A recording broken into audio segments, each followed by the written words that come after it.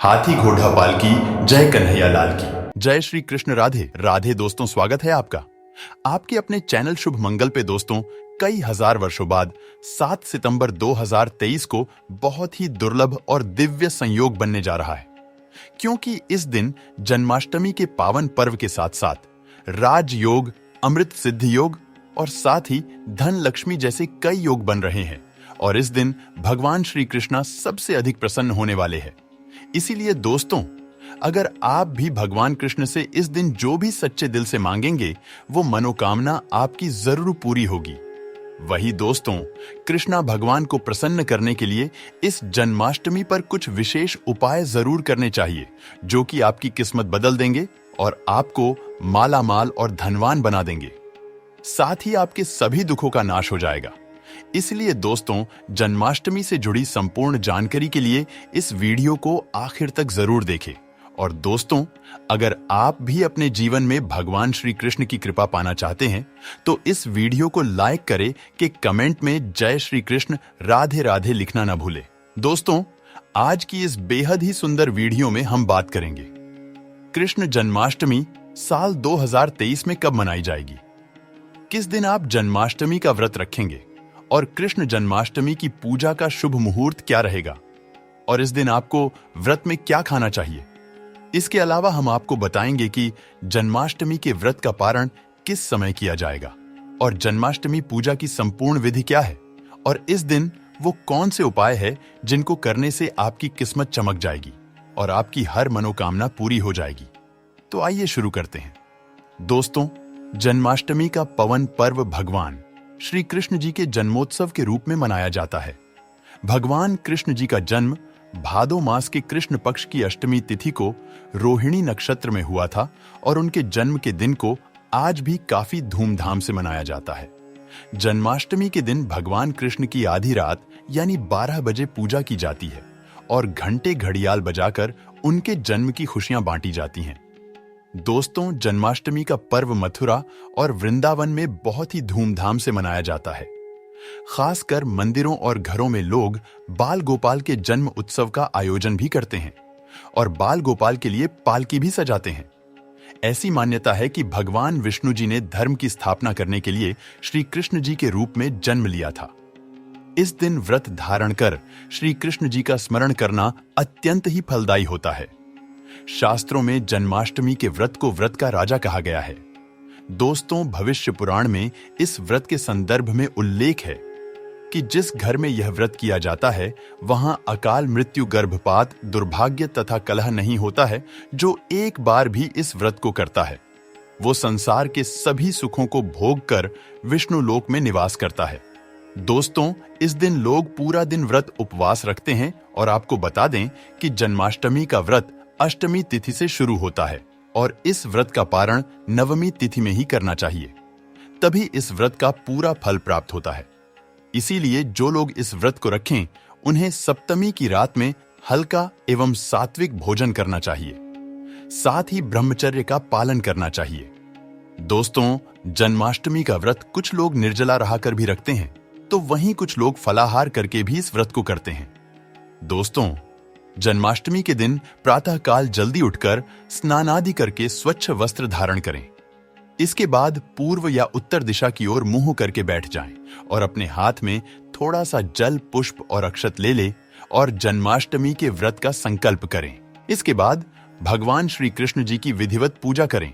और दोस्तों, आपको बता दें कि भगवान श्री कृष्ण जी की पूजा निषिद्ध काल यानी आधी रात में करने की परंपरा रही है और कई घरों में रात 12 बजे भगवान कृष्ण जी का जन्म भी किया जाता है। तो जो लोग कृष्ण जी का जन्म रात में करते हैं, वे नाल छेदन भी करते हैं। और जो लोग नाल छेदन करना चाहते हैं, तो उनके लिए बता देते हैं कि 12 बजने से कुछ घंटे पहले ही एक पत्ते वाला खीरा ले ले और उसको थोड़ा सा काट कर उसमें कृष्ण जी को बैठा दें। फिर जब 12 बजे तो भगवान को उस खीरे से बाहर निकालकर एक सिक्के की मदद से खीरे को काट दे। इसे नाल छेदन कहा जाता है। इसके बाद उन्हें सबसे पहले शुद्ध जल से स्नान कराएं। फिर उन्हें पंचामृत, दूध, दही, घी, शहद और शक्कर से स्नान कराएं। तत्पश्चात गंगा जल से भी स्नान कराएं। इसके बाद शुद्ध जल से स्नान करने के बाद उन्हें साफ कपड़े से पोंछकर उन्हें नए और सुंदर चमकीले वस्त्र धारण कराएं और उनका श्रृंगार करें।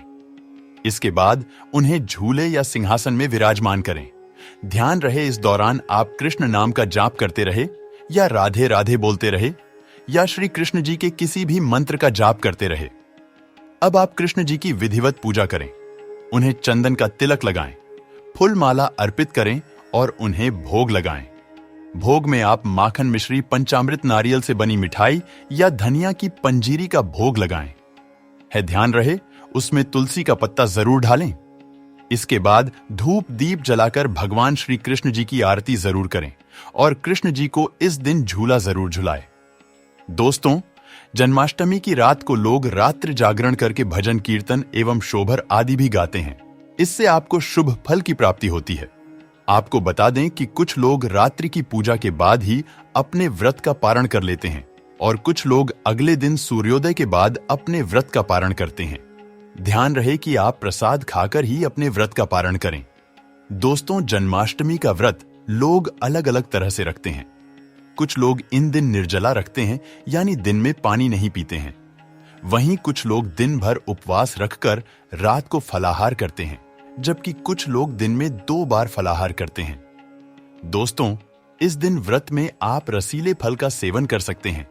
यह आपके शरीर में पानी की कमी नहीं होने देंगे। तरबूज, खरबूजा, ककड़ी जैसे अधिक पानी वाले फल ले सकते हैं। अमरूद, केला और सेब भी खा सकते हैं। और आप दही की लस्सी व्रत की शुरुआत से पहले पी सकते हैं। लस्सी पीने से आपको ज्यादा प्यास नहीं लगेगी। दोस्तों, जन्माष्टमी पर रात को व्रत खोलते वक्त लोग कूटू के आटे के व्यंजन और साबूदाने की खिचड़ी खाते हैं। ये दोनों चीजें हल्की होती हैं और इससे पेट भी भर जाता है। पर यह ध्यान रखें कि व्रत तोड़ते वक्त आपको बहुत ज्यादा भारी खाना नहीं खाना चाहिए, इससे गैस बन सकती है। चलिए अब जानते हैं कि साल 2023 में जन्माष्टमी का पर्व कब मनाया जाएगा। तो आपको बता दें कि जन्माष्टमी कृष्ण पक्ष की अष्टमी तिथि इस बार 6 सितंबर को पड़ रही है और यह कृष्ण भगवान की 5250वीं जन्माष्टमी होगी। ऐसे में यह 6 सितंबर को दोपहर 3:37 से शुरू होगी और 7 सितंबर को शाम 4:14 तक रहेगी। इसलिए इस दिन सुबह 9:20 से रोहिणी नक्षत्र शुरू होगा। ऐसे में गृहस्थ सितंबर और वैष्णव संप्रदाय के लोग 7 सितंबर को इस त्योहार को मनाएंगे। दोस्तों, जन्माष्टमी के लिए इस बार शुभ मुहूर्त 46 मिनट का है, जो 12:02 से 12:48 तक रहेगा। ऐसे में इस दिन रोहिणी नक्षत्र का संयोग भी बन रहा है। ऐसे में इस दुर्लभ संयोग में जन्माष्टमी की पूजा करने से 3 जन्मों के पापों से मुक्ति मिलेगी। वहीं अगर किसी की आत्मा प्रेत योनि में भटक रही है तो उनके नाम से की गई पूजा उनकी आत्मा को मुक्ति प्रदान करेगी। इस दिन का व्रत निसंतान को भी संतान का सुख देने वाला होता है। ऐसे में इस बार जन्माष्टमी का व्रत करना ना भूलें। साथ ही जो इस व्रत को शुरू करना चाहते हैं तो इस बार उनके लिए यह सबसे अच्छा मौका है भगवान श्री कृष्ण की कृपा पाने का। ऐसे में वह भी इस बार व्रत को शुरू कर सकते हैं। तो दोस्तों, आइए अब जानते हैं जन्माष्टमी की व्रत कथा, जिसको पढ़ने या सुनने से व्रती के सारे पाप धुल जाते हैं। दोस्तों, स्कंद पुराण के मुताबिक ययाति वंश के राजा उग्रसेन का राज्य चलता था। उग्रसेन का सबसे बड़ा पुत्र कंस था, जिसकी चचेरी बहन देवकी थी। कंस अपने ही पिता को जेल में डालकर स्वयं राज करने लगा। वहीं दूसरी ओर कश्यप ऋषि का जन्म राजा शूरसेन के पुत्र के रूप में यानी वासुदेव का जन्म हुआ। आगे चलकर वासुदेव का ब्याह देवकी से संपन्न हुआ। देवकी को विदा करने के दौरान एक आकाशवाणी वाणी होती है, हे कंस, तू आज जिस बहन को इतने प्यार से विदा कर रहा है, कल उसी का 8वां पुत्र तुम्हारे मौत का कारण बनेगा। ऐसा सुनते ही कंस देवकी को मारने के लिए हावी हो गया, पर सैनिकों और वासुदेव के वचन ने ऐसा होने से बचा लिया। वासुदेव सत्यवादी थे। इन्होंने कंस को वचन दिया कि वो अपना 8वां पुत्र सौंप देंगे। वासुदेव जी की बात मानते हुए कंस ने उन दोनों को बंदी बनाने का निर्णय लिया और उनके पास पहरेदार लगा दिए। इसके बाद कंस ने देवकी के सारे संतानों को मारने का प्रण कर लिया।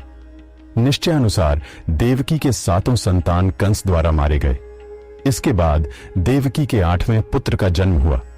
भाद्रपद माह के कृष्ण पक्ष की अष्टमी तिथि को रोहिणी नक्षत्र के दौरान मध्य रात्रि में भगवान श्री कृष्ण का जन्म हुआ था। बालक के जन्म लेते ही जेल की कोठरी प्रकाशमय हो गई। साथ ही एक आकाशवाणी सुनाई दी कि तुम बालक को गोकुल में रह रहे नंद बाबा के यहां छोड़ आओ, वहां एक कन्या का जन्म हुआ है, उसे तुम यहां ले आओ। ऐसा सुनते ही वासुदेव की हथकड़ियां खुल गई। वे तुरंत एक टोकरी में श्री कृष्ण को रखकर इसे माथे पर लादे गोकुल की ओर निकल पड़े। रास्ते में यमुना नदी बाल कृष्ण के चरणों को स्पर्श करने के लिए उफान पर आ गई। फिर चरण स्पर्श करते ही वो पुनः शांत पड़ गई। इस प्रकार वासुदेव ने अपने पुत्र को यशोदा मैया के बगल में सुलाकर वहां से कन्या लेकर वापस कारागार लौट आए। जेल की दरवाजे अपने आप बंद हो गई। उनके हाथों में फिर से हथकड़ी लग गई। सारे पहरेदार भी उठ गए और कन्या के रोने की आवाजें आने लगी। सूचना मिलते ही कंस ने कारागार से कन्या को लाया और उसे मारने की कोशिश की, लेकिन वह आकाश में उड़ गई और बोली, अरे मूर्ख, मुझे मारने से क्या होगा? तुझे मारने वाला पैदा हो चुका है। इसके बाद कंस ने कृष्ण का पता लगाकर उसे मारने का खूब प्रयास किया। कई दैत्य राक्षस भेजे, लेकिन कृष्ण को कोई मार न सका। अंततः श्री कृष्ण ने कंस का वध किया और उग्रसेन को पुनः राजा बना दिया। इस प्रकार कृष्ण जन्माष्टमी की व्रत कथा पूरी हुई। ऐसी मान्यता है कि जन्माष्टमी के दिन कहानी को पढ़ने या सुनने से व्रती के सारे पाप धुल जाते हैं। जीवन के हर समस्याओं का समाधान मिलता है, साथ ही भगवान का आशीर्वाद सदैव बना रहता है। तो आइए दोस्तों, अब जानते हैं जन्माष्टमी के दिन कौन से उपाय करने से आपकी किस्मत चमक जाएगी और आपके सभी दुखों का नाश हो जाएगा। सबसे पहला उपाय आपके अटके कार्यों में गति लाएगा। दोस्तों, कृष्ण जन्माष्टमी के दिन सुबह स्नान व ध्यान आदि करने के बाद घर के बाल गोपाल को नई पोशाक पहनाएं, भोग लगाएं और गोपी चंदन से श्रृंगार करें। उसके बाद पास के राधा कृष्ण मंदिर में जाकर वैजयंती फूलों की माला अर्पित करें। अगर वैजयंती फूल ना मिलें तो पीले फूलों की माला भी अर्पित कर सकते हैं। ऐसा करने से भगवान कृष्ण का आशीर्वाद मिलेगा और अटके कार्यों में गति आएगी। दूसरा उपाय, और इस उपाय से आपका भाग्य मजबूत होगा।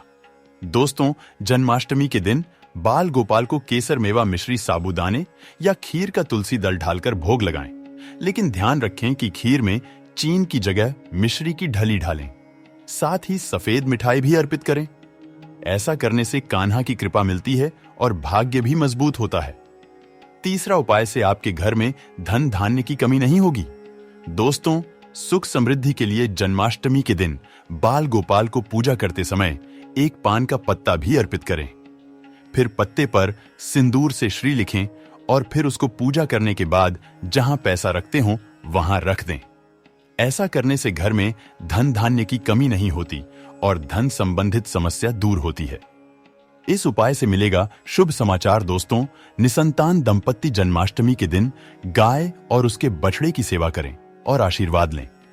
इसके साथ ही गाय और उसके बछड़े की मूर्ति भी लेकर आएं और बाल गोपाल के पास मूर्ति को रखकर उनकी भी पूजा करें। ऐसा करने से भगवान कृष्ण की कृपा से जल्द शुभ समाचार सुनने को मिलता है। इसके बाद गाय और बछड़े की मूर्ति को ईशान कोण में रखना आदर्श स्थान माना गया है। इस उपाय से आर्थिक तंगी होगी, दूर कर्ज की समस्या से परेशान है तो जन्माष्टमी के दिन दक्षिणावर्ती शंख से भगवान कृष्ण का अभिषेक करें। दक्षिणावर्ती शंख को लक्ष्मी का स्वरूप माना गया है और लक्ष्मी पूजा में इस शंख के बिना पूजा पूरी नहीं होती। ऐसा करने से आर्थिक तंगी दूर होती है और लक्ष्मी की प्राप्ति होती है। इस उपाय से व्यवसाय में होगी उन्नति। कृष्ण जन्माष्टमी के दिन सुबह शाम 11 बार तुलसी की परिक्रमा करें और घी का दीपक जलाएं। इसके बाद 108 बार ओम नमो भगवते वासुदेवाय मंत्र का जप करें। साथ ही कपूर जलाकर उस पर थोड़ी मिश्री ढाल दें और कपूर और मिश्री का दान भी करें। ऐसा करने से नौकरी व व्यवसाय में उन्नति होती है। तो दोस्तों, यह थी जन्माष्टमी से जुड़ी सभी महत्वपूर्ण जानकारियां और उपाय जिनको आपको इस बार जरूर करना चाहिए। तो दोस्तों, आपको जानकारी कैसी लगी हमें कमेंट में जरूर बताइएगा। वीडियो अच्छा लगा हो तो वीडियो को लाइक, शेयर और चैनल को सब्सक्राइब करना ना भूलिएगा। आप सभी के मंगल की कामना करते हुए मिलते हैं अगली वीडियो में धन्यवाद। जय श्री कृष्ण। राधे राधे।